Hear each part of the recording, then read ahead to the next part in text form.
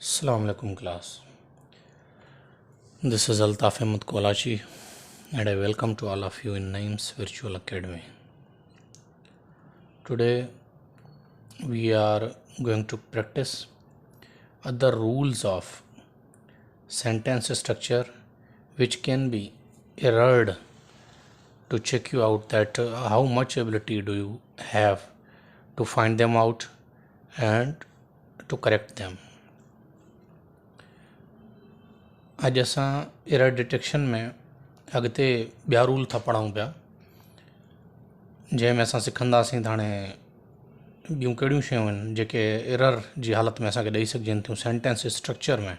हालांकि sentence structure अथऊं, sentence structure में कहिड़ी ग़लती आहे जंहिंखे असां एरर करूं ऐं एरर खे उन एरर खे वरी डिटेक्ट कराऊं, कहिड़ो एरर थी करे असांखे मिली सघे थो सेंटेंस में। अॼु असां उहो पढ़ूं था पिया। अच्छा, हाँ अॼु रूल है आफ्टर ट्रांजिटिव वर्ब्स। हाँ सब को पहिरियों सम्झो ट्रांजिटिव वर्ब होंदो छा है। ट्रांजिटिव वर्ब उन्हीं वर्ब के चइबो है जै वर्ब जे पोयां ऑब्जेक्ट हुजे।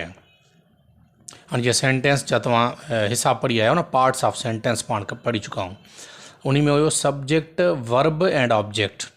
ठीक है, अहिड़ो वर्ब जै वर्ब जे पोयां ऑब्जेक्ट लगल हुजे, जी आई गो टू स्कूल। हाँ गो वर्ब आ, टू स्कूल जो वो स्कूल जो वो ऑब्जेक्ट आ। ठीक है, हाँ गो के असां वर्ब चवंदासीं पर कहिड़ो वर्ब, इहो ट्रांजिटिव वर्ब आ, छो त इनखे पोयां ऑब्जेक्ट टू स्कूल लगल आ।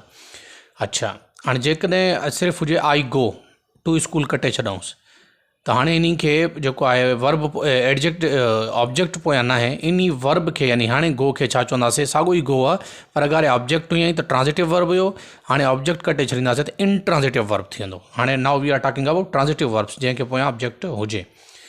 After transitive verbs discuss, describe, reach, order, tell, demand, attack, resemble, ridicule.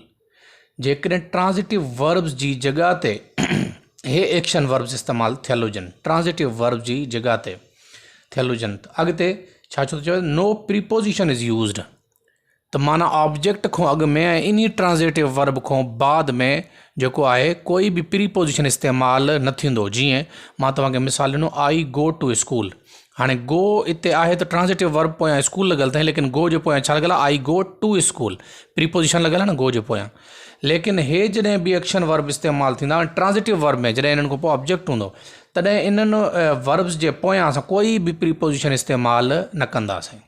कीअं, हाणे जीअं असां वटि सेंटेंस आहे, he ordered for the food.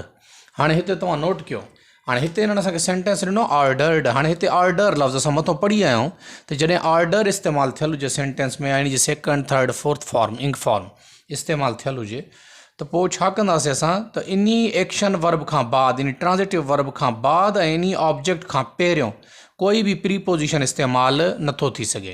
हाणे हिते असां वटि जेकॾहिं एरर डिटेक्शन आहे, असांखे एरर खे डिटेक्ट करिणो आहे, असां कहिड़ी एरर डिटेक्ट कंदासीं, ही ऑर्डर्ड, एतिरे त सही आहे, हे सिंपल पास्ट जो जुमिलो आहे। द फूड, हे आर्टिकल बि सही इस्तेमालु थियल आहे, फूड बि ठीकु आहे, खाधे जे लाइ उन्हनि ऑर्डर कयो, थींदो खाधे लाइ या खाधो ऑर्डर कयो।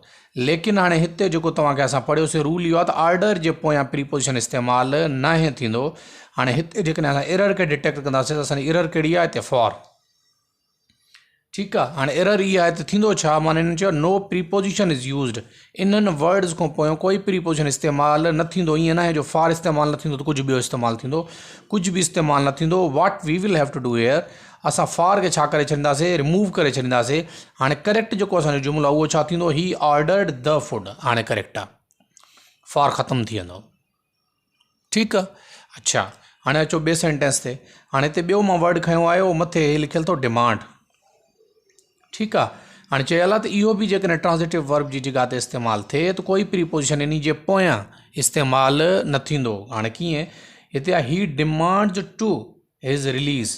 हाणे हिते बि साॻियो ई रूल अप्लाई थींदो, ही डिमांड्स। हाणे हिते एस बि लॻल आहे, असां ॾिसो हिन वारो रूल बि फॉलो कयो आहे, प्रेजेंट सिंपल जो जुमिलो आहे, ही जे पोयां असां एस हिते हणी छॾियो आहे वर्ब सां गॾु, एतिरो ताईं जुमिलो सही आहे ग्रामेटिकली। ठीकु आहे। रिलीज़, हाणे रिलीज़ हिते एज़ नाउन इस्तेमालु थियल आहे, आज़ादी।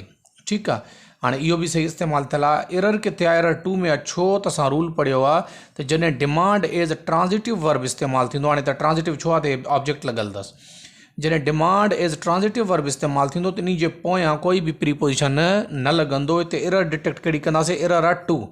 हाणे करिणो छा आहे भला, जेकॾहिं करेक्ट कयूं त कीअं थींदो, असां छा कंदासीं, टू खे रिमूव करे छॾींदासीं, टू ख़तमु थी वेंदो। हाणे जुमिलो करेक्ट थी वेंदो कीअं, ही डिमांड्स हिज रिलीज़, हुन जी आज़ादी जी डिमांड कई, घुर कई, लेकिन टू जेका आहे उहो कटिजी वेंदो, टू इस्तेमालु न थींदो।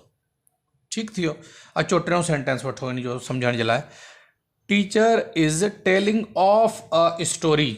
हाणे त असां मथे वर्ड टेल बि पढ़ी आया आहियूं, त टेल खां पोइ बि कोई प्रीपोजिशन सेंटेंस में इस्तेमालु, टेल खां डायरेक्ट पोइ मतिलबु इस्तेमालु नथो थी सघे। हाणे जीअं हिते आहे टीचर इज़ टेलिंग ऑफ, हाणे त टेल लॻल आहे, पोइ ऑफ लॻल अथसि। हाणे हिते एरर खे जेकॾहिं डिटेक्ट कंदासीं त बाक़ी ग्रेमेटिकली जुमिलो करेक्ट आहे। हिते छा आहे, एरर कहिड़ो आहे, ऑफ। छो त असां रूल में पढ़ी आया आहियूं कि after tell, when tell is used as a transitive verb in a sentence, after tell we will not have to use any preposition, ईअं न को ॿियो इस्तेमालु कंदासीं, कोई प्रीपोजिशन यूज़ न कंदासीं, ओ हे असां ख़तमु करे छॾींदासीं। हाणे जुमिलो करेक्ट आहे ग्रेमेटिकली। कीअं जुमिलो करेक्ट थींदो, teacher is telling a story. हाणे असांजो जेको जुमिलो आहे उहो करेक्ट आहे।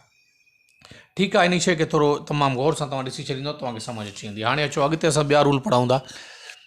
अच्छा, हाणे अॼु जो जेको ॿियो रूल आहे असांजो, उहो इहो आहे कि number 2, no preposition is used before. अच्छा, हाणे किताब में सरनेम्स वर्चुअल अकेडमी जी किताब में आफ्टर लिखियलु अथव, आफ्टर न, आफ्टर ग़लति आहे, हिते मतिलबु प्रिंटिंग मिस्टेक आई आहे। अच्छा, मां इहो बि घणनि जो ॾिठो आहे जेके शोर मचायूं वेठा आहिनि त सरनेम जी बुक में काफ़ी ग़लतियूं आहिनि। बाबा उहे ग़लतियूं आहिनि, उहे ग़लतियूं सरनेम जूं न आहिनि, प्रिंटिंग मिस्टेक इन्हनि खे सॾिबो आहे। ठीकु आहे न, या ह्यूमन एरर जी बि इंसान खे गुंजाइश हूंदी आहे, किथे किथे सरनेम साहब, हाणे एॾी वॾी किताब आहे माशाअल्लाह, उन किताब में इंसान आहे, किथे इंसान जो दिमाग़ बि स्लिप थी वेंदो आहे, किथे असां बि ग़लती सां कुझु पढ़ाए वेंदा आहियूं, असां बि इंसान आहियूं। ठीकु आहे न, इट डज़ नॉट मीन जेको आहे उहो उन पूरे इंसान खे, उन जी महिनत खे तव्हां जेको आहे थुॾे छॾो या ग़लति सम्झो या ग़लति चओ न। हाणे किताब में आफ्टर लिखियलु आहे, हाणे हिते मां आफ्टर ॼाणी वाणी हिते लिखियो आहे, जीअं तव्हांखे मां हिते इहो पॉइंट क्लियर करे सघां त आफ्टर जेको आहे किताब में हिते मिसप्रिंट आहे, इहो प्रिंटिंग जी मिस्टेक आहे। आफ्टर न थींदो, बल्कि हिते छा आहे बिफोर। कोई बि प्रीपोजिशन इन्हनि खां एडवर्ब्स, इन्हनि खे टाइम ऑफ एडवर्ब चइबो आहे, एडवर्ब ऑफ टाइम चइबो आहे, इन्हनि खां अॻु में कोई बि प्रीपोजिशन इस्तेमालु नथो थी सघे, इन्हनि खां अॻु में। कीअं, हाणे त सेंटेंस आई मेट हिम ऑन यस्टरडे, हाणे हिते यस्टरडे खां अॻु जी ॻाल्हि थिए थी, यस्टरडे खां पोइ जी ॻाल्हि न आहे, अॻु जी ॻाल्हि करूं था। ठीकु आहे, त जेको आहे मिस्टेकनली आफ्टर लिखियलु आहे बुक में, तव्हां बिफोर करे छॾींदुसि। ठीकु आहे, इन्हनि वर्ड्स खां टुडे, टुमारो ऐं यस्टरडे जॾहिं बि वर्ड सेंटेंस में इस्तेमालु थींदा, इन्हनि खां अॻु में कोई बि प्रीपोजिशन इस्तेमालु न थींदो, कोई बि प्रीपोजिशन, नो प्रीपोजिशन, कोई बि न। कीअं, हाणे हिते ॾिसो आई मेट हिम ऑन यस्टरडे। हाणे हिते जेकॾहिं तव्हांखे एरर डिटेक्शन जे लाइ चयो वञे, तव्हांखे चयो वञे तव्हां एरर खे डिटेक्ट कयो, हिते ग़लती कहिड़ी आहे। हाणे हिते तव्हां चेकआउट कंदो आई मेट, माना मां मिलियुमि हिम, हुन सां या हुनखे, ऑन यस्टरडे। हाणे हिते ग्रेमेटिकल मिस्टेक, यस्टरडे बि ठीकु लॻल आहे, आख़िर में लॻल आहे, एडवर्ब ऑफ टाइम आहे। हाणे हिते जेका ग़लती आहे उहा कहिड़ी आहे, एरर खे जेकॾहिं डिटेक्ट कंदासीं त सी जेको आहे उहा एरर आहे। कीअं एरर आहे, छो त रूल असां इहो पढ़ियो आहे कि यस्टरडे खां अॻु में, या यस्टरडे हुजे या टुमारो हुजे या टुडे हुजे, इन्हनि वर्ड्स खां अॻु में प्रीपोजिशन इस्तेमालु नाहे थींदो। हिते यस्टरडे खां अॻु में छा थींदो, न ऑन लिखियलु आहे, इहो न थींदो, इहो ग्रेमेटिकली मिस्टेक आहे, असां एरर खे डिटेक्ट कयो आहे, कबो छा इन ऑन खे असां ख़तमु करे छॾींदासीं। हाणे जुमिलो असांजो करेक्ट थी वेंदो। हाणे इहो जुमिलो थींदो छा, आई मेट हिम यस्टरडे, ऑन यस्टरडे न थींदो। ठीकु आहे, हाणे ॿिए मिसाल ते अचो। They played cricket at today, उन्हनि अॼु जी तारीख़ में या अॼु क्रिकेट खेॾी। पर इहो जेको आहे हिते ग्रेमेटिकली असां मथे पढ़ी आया आहियूं त जॾहिं time of adverb today, tomorrow या यस्टरडे इस्तेमालु थियलु हुजे, इन खां अॻु में असां कोई बि प्रीपोजिशन इस्तेमालु नथा करे सघूं, इन्हनि वर्ड्स खां अॻु में। आई अगेन रिपीट, किताब में ग़लती सां आफ्टर लिखियलु आहे। ठीकु आहे, हाणे टुडे खां अॻु जी ॻाल्हि करूं था, टुडे खां बाद जी ॻाल्हि नथा करूं। They play cricket at today न थींदो। ठीकु आहे न, हाणे हिते ग्रेमेटिकली असां चेकआउट कंदासीं। दे सही लॻल आहे, प्ले क्रिकेट ठीकु आहे, प्रेज़ेंट सिंपल जो सेंटेंस आहे। टुडे बि ठीकु लिखियलु आहे, आख़िर में रखियलु आहे, एडवर्ब ऑफ टाइम आख़िर में या शुरू में रखिबो आहे, या ॿिनि एक्शन वर्ब जे सॉरी ॿिनि हेल्पिंग वर्ब्स जे विच में रखिबो आहे इहो। हाणे हिते जेको आहे आख़िर में रखियलु आहे, ठीकु रखियलु आहे। हाणे क्रिकेट एट टुडे न थींदो। हाणे हिते एरर खे डिटेक्ट कंदासीं त एरर कहिड़ी आहे, एट एरर आहे। छो त असां रूल पढ़ी आयासीं त इन्हनि वर्ड्स खां अॻु में कोई प्रीपोजिशन इस्तेमालु न थींदो। हिते टुडे खां अॻु में प्रीपोजिशन एट इस्तेमालु थियल आहे, जेको ग्रामेटिकली इनकरेक्ट आहे, रॉन्ग आहे। इन जे करे असां इन खे जेको आहे छा कंदासीं, रिमूव कंदासीं। हाणे जुमिलो सही थी वेंदो, दे प्ले क्रिकेट टुडे। ठीकु आहे, उहे अॼु क्रिकेट खेॾनि था। इहो जुमिलो हाणे करेक्ट थी वियो, ठीकु थी वियो। अच्छा, अचो नेक्स्ट ते रूल ते 3 वर्ब यूज़्ड आफ्टर। यादि रखे छॾियो, जॾहिं हे वर्ड इस्तेमालु थियल हुजनि, हे प्रीपोजिशन्स आहिनि, जॾहिं इहे प्रीपोजिशन ते इस्तेमालु थियल हुजनि, इन्हनि खां पोइ को वर्ब इस्तेमालु थियल हुजे, इन्हनि प्रीपोजिशन्स खां पोइ को वर्ब इस्तेमालु थियल हुजे, verb used after, about, after, at, before, for, in, on. इन्हनि प्रीपोजिशन खां पोइ जॾहिं बि को वर्ब इस्तेमालु थींदो त उहो वर्ब इंग फॉर्म में इस्तेमालु थींदो।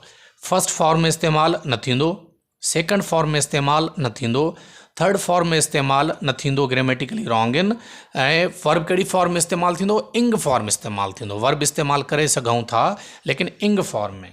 कीअं, हाणे हे लिखियल मस्ट बी इन इंग फॉर्म, उहो वर्ब हणी सघूं था लेकिन इंग फॉर्म में हणंदासीं। कीअं, हाणे मिसाल ॾिसो, ही विल मीट हिज parents before leave for France. हाणे हे असां मथे पढ़ी आयासीं वर्ड जेको आहे उहो हे बिफोर।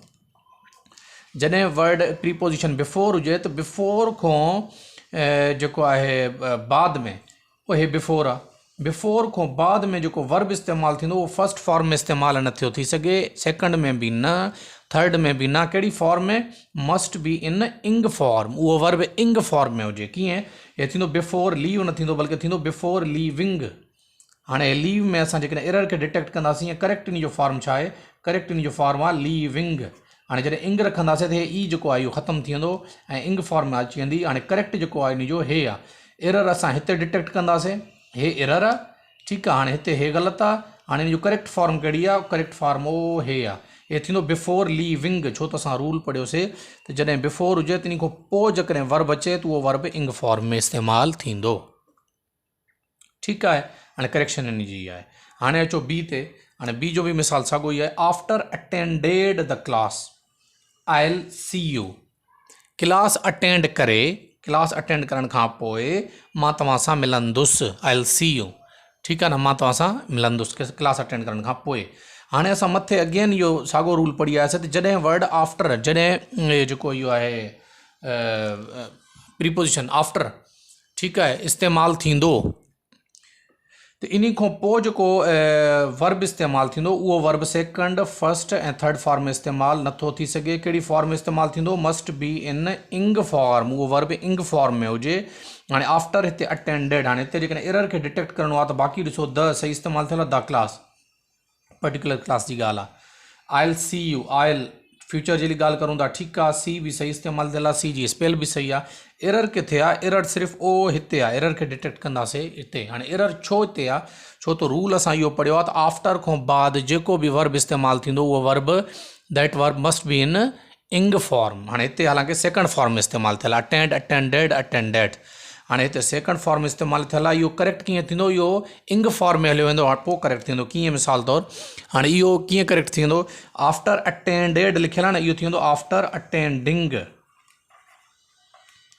ठीकु आहे। हाणे ओ हे जेको इन जी फॉर्म आहे इहो करेक्ट आहे ऐं हे जेको आहे इहो ग़लति आहे। अटेंडेड ग़लति आहे, हिते जेकॾहिं हुजे आफ्टर अटेंडिंग, इन फॉर्म खे इंग फॉर्म में जॾहिं आणींदासीं असां फर्स्ट फॉर्म में, फर्स्ट फॉर्म अटेंड खे इंग लॻाईंदासीं पोयां, अटेंडिंग फॉर्म में जॾहिं अची वेंदो, हाणे असांजो इहो ग्रामेटिकली जुमिलो करेक्ट आहे, ठीकु आहे। होपफुली अॼु वारो लेक्चर तव्हांखे सम्झ में अची वेंदो। इहे 3 रूल प्रैक्टिस करो, इनशाला इन खां अॻिते जेको आहे उहो नेक्स्ट लेक्चर में हलंदासीं। वॾी महिरबानी।